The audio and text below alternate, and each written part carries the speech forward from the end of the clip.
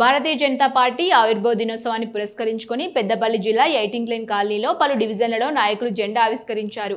47వ Bharatiya Janata party ఆవిర్భావ దినోత్సవం సందర్భంగా 8వ కాలనీలోని 16, 19, 18 డివిజన్లలో ముఖ్య అతిథులుగా రాష్ట్ర మహిళా మోర్చా కార్యవర్గ సభ్యురాలు లావణ్య అరుణ్, సోమారపు అరుణ్ కుమార్ జెండా ఆవిష్కరించి అనంతరం మాట్లాడారు.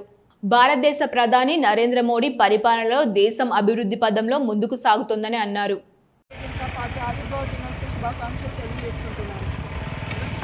వికసిత్ భారత్ నరేంద్ర మోడీ గారి యొక్క నేతృత్వంలో ఒక 3 దఫాలుగా మన భారతదేశాన్ని పరిపాలిస్తూ మన ప్రపంచంలోనే అగ్రగామి దేశంగా ముందు ఉంచినటువంటి మన దేశ ప్రధాని నరేంద్ర మోడీ గారు.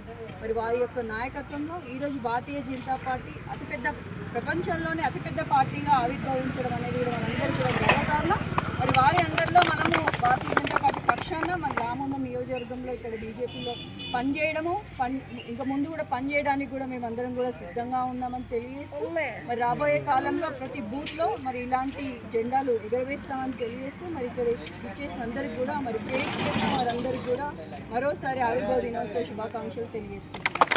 జై బీజేపీ, జై బీజేపీ, జై శ్రీరామ్, జై శ్రీరామ్, వందే మాతరం, వందే మాతరం, భారత్